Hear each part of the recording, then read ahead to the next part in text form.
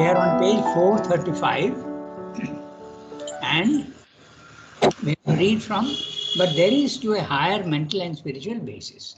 So before we start, I'll give you a small review of what Srimda has already said in this chapter. So he begins with the cosmic illusion, and the illusion gives you a sense of frustration that nothing is real. So he is describing this feeling of frustration and unreality in the physical plane, then in the vital plane, and then in the mental plane, and then in the spiritual plane. So he's saying that there is a gradation. So in the physical world also, we try to get success and very often we don't succeed. Then there is frustration. And then you feel like throwing up, throwing in the towel and saying, I won't try. Hello. Yeah. So this is what he's saying, that in the physical world also, so many people try for success in business, they don't succeed. You try succeed for in athletics, you don't succeed. You try for to pass an exam, you don't succeed. Not everybody, but very often this is success is not absolutely guaranteed in the physical world. So you end up with a little bit of frustration, and then you sort of throw in the towel, as I said, and you have a negative sense. This world is impossible. I can't deal with it. Then he comes to the vital world, the vital plane. In the vital plane, you have desires and demands, and they also don't get satisfied all the time. So there also there is frustration. Then he says you come to the mental plane. Okay. Then now there also there is this frustration. But in the physical world and in the vital world, Srendo says this frustration is not justified, because if you keep on trying, you will succeed at some point or other. It is not justified in the vital rejection of the physical world. It is not justified. Then in the mental also, if you go on trying, there is the possibility of success. Okay. Now, he comes to spiritual and he says what is not acceptable and what is not justified in the lower planes seems to get justified in the spiritual planes. That's what we are going to read today. Because you have the actual spiritual experience of the world as unreal. And then you can't reject it anymore. You see that it is absolutely unreal. So this is what we are going to read today. Okay.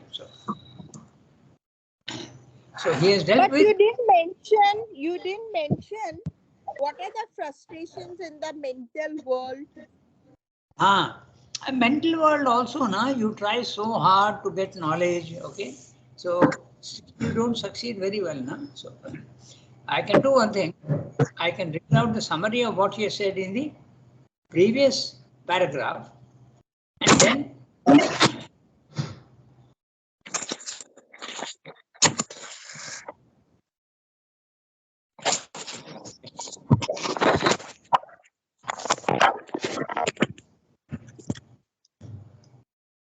yeah. So in the previous paragraph, he has said like he says, but the world negation has a more valid reason in the spiritual experience of nirvana. Okay, so the spiritual experience of nirvana. So that is what he is going to describe more, but in all other planes there is some sort of frustration and all, but here he is going to tell you how the cosmic illusion can be experienced in various different ways. Okay, so that's why. So in the previous para, he has already dealt with the spiritual world negating philosophy and the experience. So, but the world negation, I'm reading out the previous para's summary, but the world negation has a more valid reason in the spiritual experience of nirvana. Here, the motive for the motive for world rejection is on solid ground. Okay, because the silent mind experience of self affirms the illusory nature of the universe. The world is Maya, unreal, shadow play, and the only reality is the transcendent, the superconscious. The world is not. No growth of human soul can cancel the unreality of the universe. This is what you experience in the. It's not Sremdo sentence. It is the view that you take when you first experience the Nirvana consciousness, the Brahman consciousness. No growth of human soul can cancel the unreality of the universe. Therefore, you escape from the physical world. That's the only choice you have, according to the Mayavadis or the Buddhists.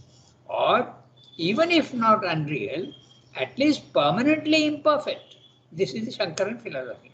An inferior mode, an inferior order of reality, and if this be the last truth, our contention of the divinization of the world of matter must become impossible if that is true. But Srimad says it is not really true. Okay? It is temporarily true. So we must examine the nature of the self.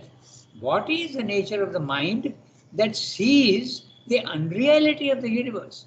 Never mind even if it's a spiritual experience. We don't need to take every spiritual experience as absolute truth. That's what he's saying. Okay. Now, in how many ways can you experience the unreality? It can be a total unreality. It can be a half reality, all these different types of things. And it can even be seen as absolutely real when you go to the highest level, but not what you see in the physical world. So let's read the cosmic illusion is sometimes envisaged. Have we read the thing or do we have to read it new? We have to. We have to read. We have to read. Okay. I have to where? read the cosmic illusion. No, we have to read. Oh, you have to read. Fine. In that case, Yes. Jasmine, you begin. You have to read from here now, but there is to a higher mental, or have we read that? No, we've not read that. We have to read it. Good. Okay, I will read it. The previous paragraph, Rangada. Okay. But there is to a higher mental and spiritual basis. That's to a higher mental and spiritual basis for the philosophy of world negation. And here we are on more solid ground. For it can be contended that the world is in its very nature an illusion, and no reasoning from the features and circumstances of an illusion could justify it or raise it into a reality. There is only one reality, the transcendent, the supracosmic, no divine fulfillment. Even if our life were to grow into the life of God, could nullify or cancel the original unreality, which is its fundamental character. For that fulfillment would be only the bright side of an illusion.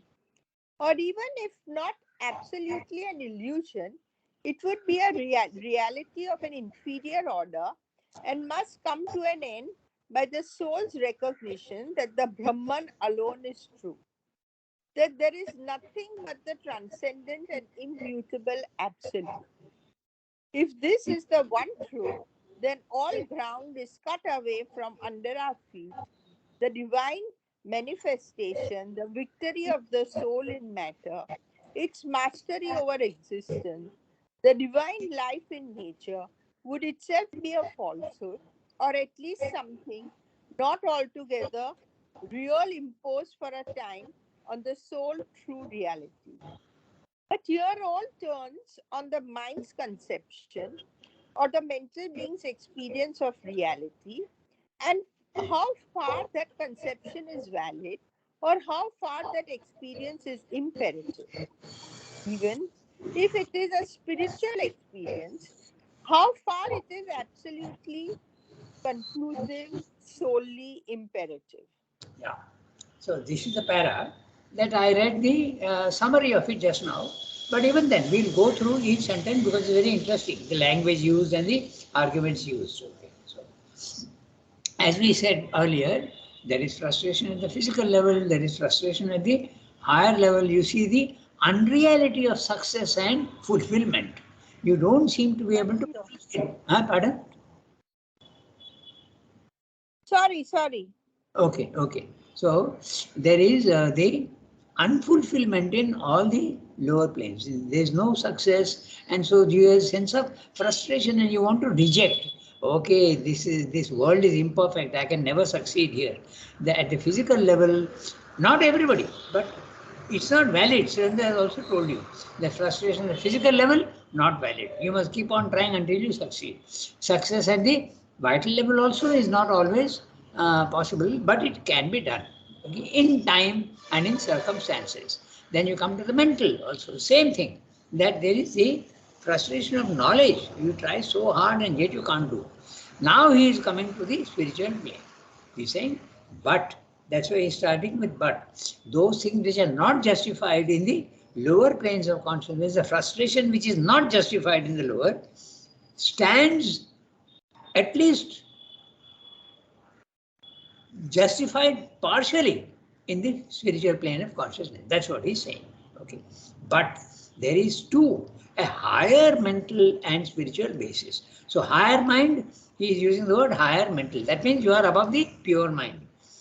The level 1 is include the body, life and mind, and that's a pure mind. But now he is talking the higher mind. That means you have gone outside your body and outside the universe. A higher mental or spiritual, and spiritual. You can even go into the illumined mind, intuitive mind and overmind consciousness. Still the unreality can remain up to the overmind level. It can remain. But there is to a higher mental and spiritual basis for the philosophy of world negation. And here we are on more solid ground. The solid ground which did not exist and was not justified in the lower planes, because you are a defeatist attitude. But now you have got absolute evidence that the world is unreal. You are having the spiritual experience that it is totally nothing but shadows, nothing but images, nothing but photographs, representations. There is no reality to it. For it can be contented, okay. Content, yeah. Content is happiness, content is to hold onto something. So can be contented. I contend that you are wrong on this. You can use the sentence in the phrase in that way. That's a word. To contend is to affirm something. It can be contended, it can be held as valid, that the world is in its very nature an illusion. Its fundamental nature, the world is an illusion. And no reasoning from the features or circumstance of an illusion could justify it or raise it into a reality. When you are in the higher mind consciousness of the self, there is absolutely no possibility of any justifying it into a reality. It is permanently unreal. That's the experience you have. There is only one reality, and that is the transcendent, the supracosmic, above the universe. But the universe itself is only a shadow plane. No divine fulfillment. Even if our life were to grow into the life of gods, just see that. In other words, even if you go to the overmental consciousness, the life of the gods is the overmental consciousness, could nullify or cancel the original unreality, which is its fundamental character. This is not Srinivas's view. He is saying that this can be held if you are at that higher mind level, or even the spiritual planes of consciousness. It can be, it is justified to a certain extent. To realize the opposite of that, you have to go outside that area. Okay? Laws that justify in one level are not justified in the other level. So, but so long as you are in that level, the laws hold good. So it is unreality in the second level of the spiritual planes of consciousness. So, could justify it and raise it into reality. There is only one reality, the transcendent, the supracosmic. No divine fulfillment, even if our life were to grow into the life of gods, could nullify or cancel the original unreality, which is its fundamental character. That's what you see. The world is permanently unreal. Okay? But even if it is real, that's what he comes to the next sentence. Okay? So, it is then, or maybe, no, wait. I lost the page. Yeah, here. So, there is only one reality, he's saying. Even if our life were to grow into the life of gods, could nullify or cancel the original unreality, which is its fundamental character. For that fulfillment would only be the bright side of an illusion. Okay? The illusion is one end. Even if you perfect yourself in the overmind plane of consciousness, it's only one end. It does not change the fundamental character of the physical world, which is unreal. You have come out of it and you are in the higher levels of consciousness. That does not change the unreality of the physical world. Because even at the overmind level, the world can remain appear to you as unreal. Or now, this is the Shankaran philosophy. Or even if not absolutely an illusion, even if it is half real, okay, it would be a reality of an inferior order, just like the rainbow or just the shadow. It's half real. It is real so long as the light is there. When the light is switched off, the shadow disappears. It's the half real character also of the blue sky. Okay, the sky is blue for you. It is real, absolutely real. But you go there is no reality. It's a half real. This is the Shankaran philosophy. It says that there is a permanent reality and an imperfect reality or a practical reality. Okay, that is, so he is referring to that that view. Even if no, where sir, where is it? Yeah, or even if not absolutely an illusion, it will be a reality of an inferior order. There are different grades of realities and must come to an end by the soul's recognition that the Brahman alone is true. The soul has to realize that the world is unreal and only the Brahman is true. That there is nothing but the transcendent and immutable absolute. The rest is all images and shadow play and no reality. If this is the one truth, if what the spiritual experience of the Brahman consciousness of the Nirvana is true, then all ground is cut away from under our feet. My theory of the divinization of matter has no chance at all if the physical world is unreal. How can the divine be unreal? So if there is unreality, the divine cannot come into it.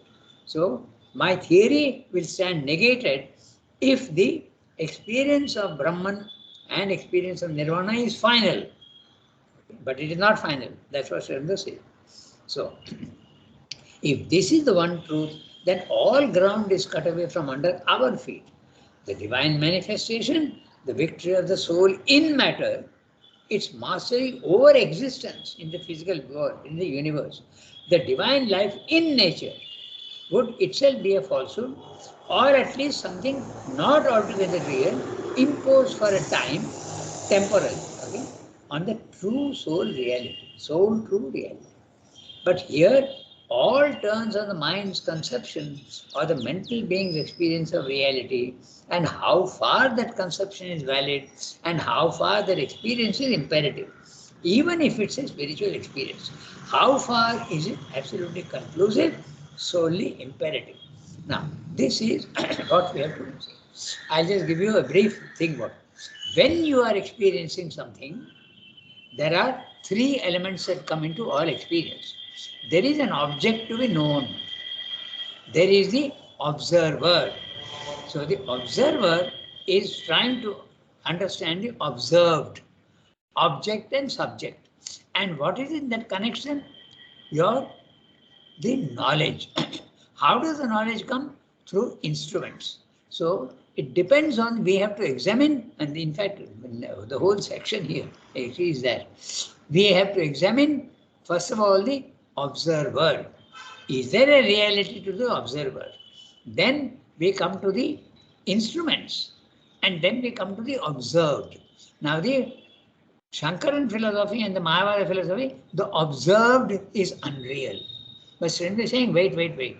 There are two other things. There is the observer and there is also the instruments of knowledge. So let us look at that. Because if the instruments are defective, then your conclusion that the world is unreal is not well justified. Okay? That's the whole discussion in the Life Divine. Okay? And he will tell you that depending on what instruments you are using, okay, depends on the reality. So at the lower level, you are using defective instruments, your senses are all defective. Therefore, the conclusion of unreality of the physical world is not justified. Use different instruments and you will see that your experience changes. It's very easy to understand this. This is exactly what he is describing in the In these 3-4 next chapters, this whole section is that reality and the cosmic illusion. Okay? So the others are saying they are not even examining the instruments of knowledge. They're saying we'll look at all these. There are so many things. There is the physical world, there is an observing consciousness, and the connection between them is the instruments of knowledge. Okay? If I want to, and I have to use the right instruments to get the real knowledge of the observed. Okay? If I want to observe the largest stars in the universe 500 light years away, I can't use my eyes, I can't use my microscope, I have to use a telescope, I have to use the right instrument. And if I want to examine the microbes, I can't use my eyes, I can't use a telescope, I have to use a microscope, I have to change the instrument of knowledge. Okay? So, if you want to conclude that the physical world is unreal, change your instruments of knowledge and then you will see your conclusion is changed. That's what he's saying. That's the implication and that's the development of the thought in the whole 3-4 chapters next. Okay? So, this is what he said. Clear? So, now we can go to the next para. The cosmic illusion is sometimes envisaged. So, yes, ma'am. Excuse me. Yes, please tell me. You know, there is this sentence, the soul's recognition that the Brahman alone is true. Yeah. But the soul doesn't have to realize because isn't it a part of the divine? No, it is part of the divine, but it is growing. Remember, soul is potentially divine. Don't make that mistake. Okay? But that is a psychic being. The psychic being is evolving. Yes, that's right. But your consciousness also. What is yourself? What is your... It's a consciousness. The divine has purposely plunged himself into the opposite of himself. He is divine only at the highest level. He is divine at the lowest level, but imperfect divine. Don't make that mistake. Remember that. It's a real play, okay? I'll tell you one thing. When Niruddha told Sri Aurobindo that, what sir, you are an avatar and you are saying it is easy to do, but for us human beings it is so difficult. For you it is easy because you are an avatar. Sri Aurobindo's reply was very clear. Okay? Sri Aurobindo said, you think that I am pretending? My sadhana is unreal? The divine has really plunged himself. There is no pretense. I've plunged myself and I am struggling. Okay, I may be essentially divine, but I have to struggle and show the way to the... So the divine is imperfect and sleeping at the lowest level. Yasmin, don't remember that. Okay? It is divine only in essence, in possibility. But it is not divine at the lower level. Okay? Right? Okay, got it. Yeah, that's it. Okay. So we always make that mistake. We think that the psychic being is perfect right from the beginning. Neither is the psychic being perfect. The plane of consciousness, the plane of higher mind, plane of is there. Okay, that is permanently perfect. But your consciousness is going from one house to another house, from another house to another house. It is rising in the 7th-story building. When it is at the ground floor, you are not having a view of the world. You are only seeing through your doors and windows a very limited view. Only a little bit of the street you are seeing. That's not enough. Then you go to the first level, and if there is a terrace there, my God, there's 10 times more all around you. Okay, it's fantastic. Then you go to the 2nd floor, 3rd floor, you go to the 7th floor. Totally things change. Okay. Just imagine the astronaut who goes up into space 100 miles up. Now he's seeing the whole earth. My God, I never knew that this earth is there. Okay, you see the totality. You don't see the totality when you are on the ground level. Right? So, as you keep rising in consciousness, your knowledge, your power, your ananda goes on increasing. But when you are at the lower level, it is the divine himself who is. That's why the Dashavatar also is very clear, okay? Vaman avatar. First of all, you are nothing but a Matsya, then you are a boar, okay, then you are the Dashavatara is exactly that. As you keep rising higher and higher, you start becoming more and more. Then you are the Vamanavatar, then you become the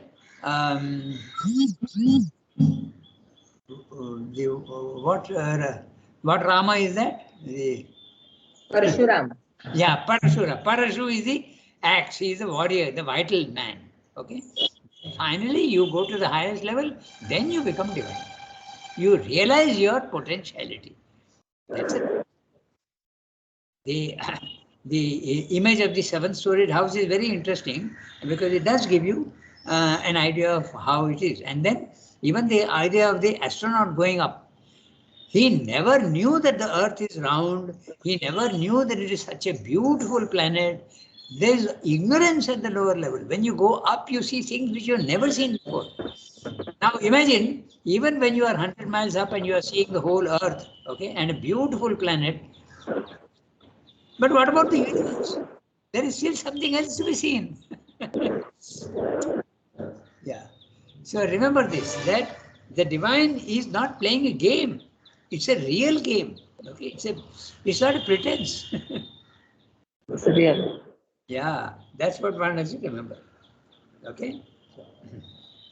So Yasmin, got it? Yeah.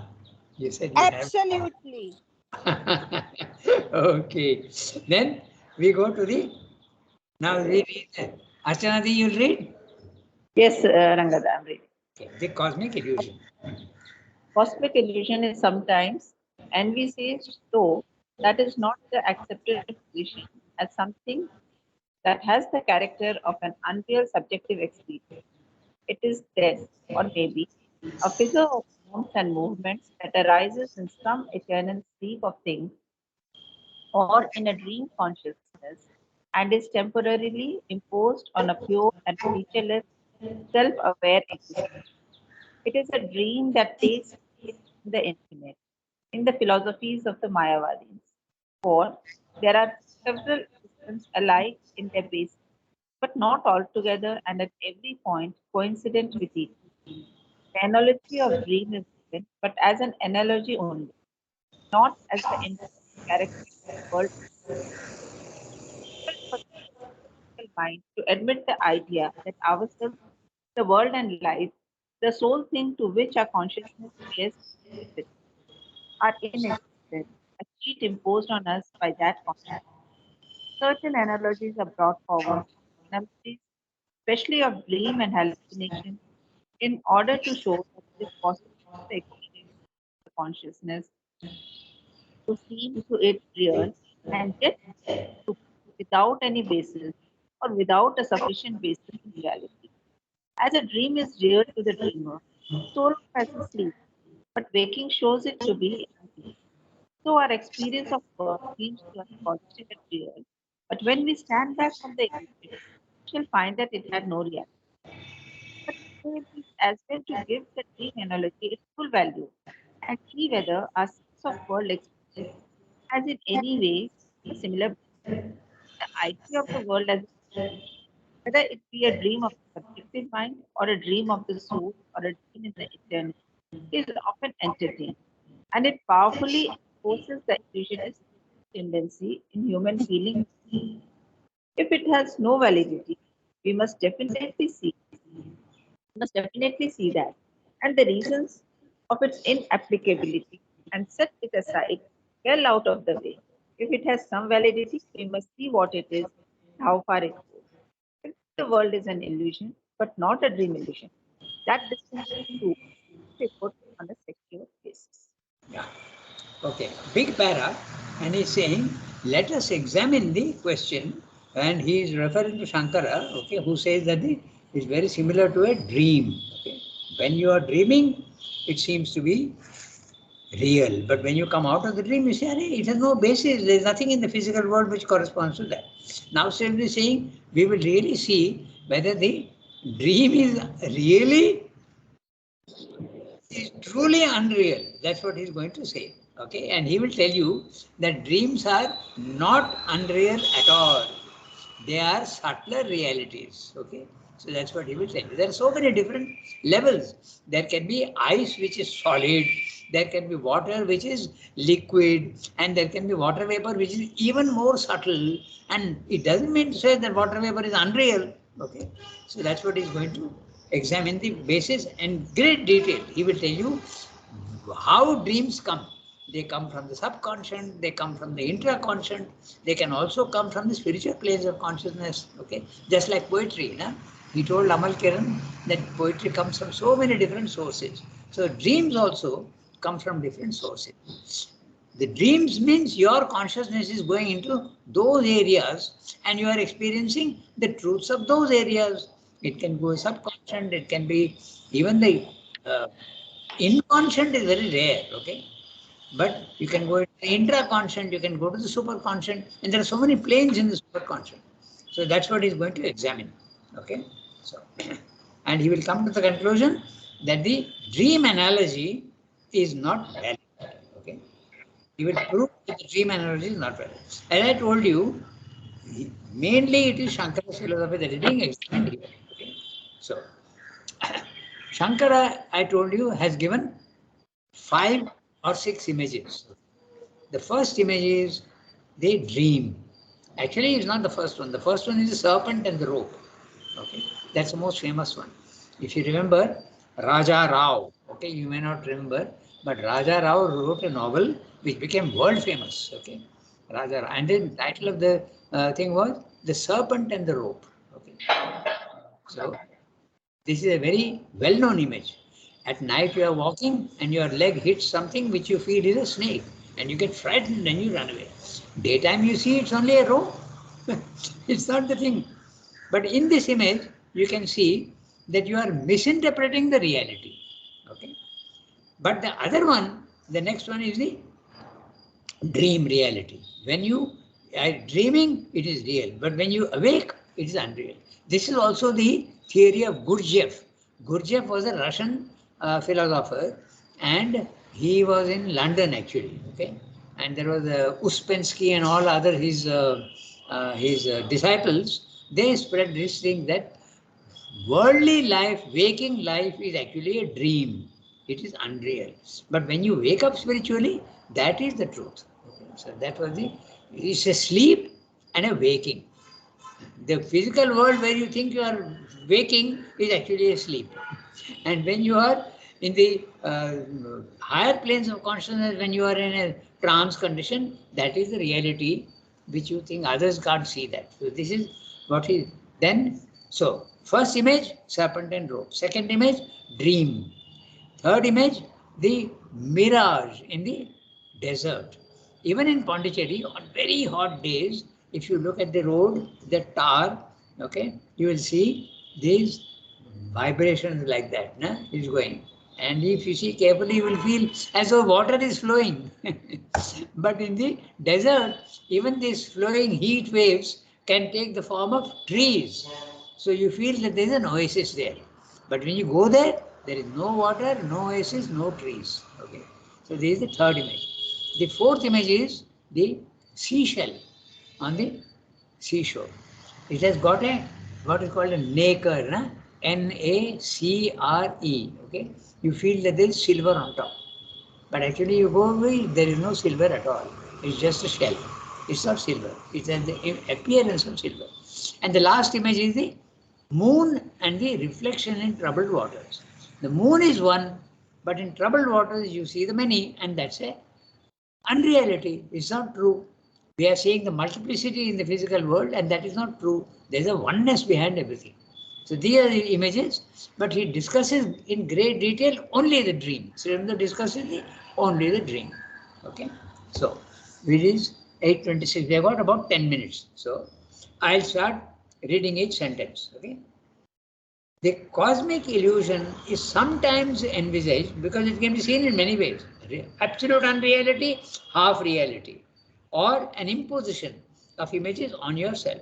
Just like the screen, the cinema screen is itself infinite and featureless, no color, no form, no shape, not even a cloth, okay? And the images are being thrown on it. Your consciousness is a screen, and the physical world is the images being thrown on your screen, and the screen is thinking that these are my events, okay? That's the image given usually, okay? Cinematographic images. The screen, which is conscious, identifies itself with the images being thrown on it. It thinks that the world is real. So these are what Sridhar is going to describe, because there are so many different ways of experiencing the cosmic illusion. The cosmic illusion is sometimes envisaged, though that is not the accepted position. The accepted position normally is that the physical world is really unreal, okay, truly unreal, as something that has the character of an unreal subjective experience. This is sometimes held that it's a subjective experience. The physical world is not unreal. You are experiencing it as unreal. That doesn't mean to say that it is unreal. That's what it means by subjective experience. You are seeing something, just like the color blindness. No? One who is colorblind, instead of seeing red, he sees brown. But that doesn't make the object brown. It remains red. So that's what Sridhar is pointing out here in this sentence. Okay? So, subjective experience. It is then or maybe, again there is a gradation. It is then or maybe a figure of forms and movements. Form is the limited form that objects take. They are only forms, but the reality is something else. And movements that arises in some eternal sleep of things or in a dream consciousness and is temporarily imposed on it, a pure and featureless self-aware existence. Now, it's very interesting. He's saying it's only figure of forms and movements. How can you see movements as unreal? Okay. Now that's a very interesting thing, and I have a very interesting example for that. Okay. So we'll spend a little time to see that how a movement can be unreal. Okay. So now tell me, those of you who have done a little bit of physics know the that waves. Okay. You see the waves. Now, when I'm sitting on the seashore and I'm seeing a wave coming towards me, you feel that the wave is coming to me. There is a body of water which is moving and coming towards me. This is what you see. What is the reality? The reality is that it's only a movement of the water, and each level of the water is going only up and down. Okay? 1 meter away, again the water is going up and down. If you put corks on the water, you will see that all these corks remain in the same place. They are only going up and down. And when it hits, like our 2nd December drill, no?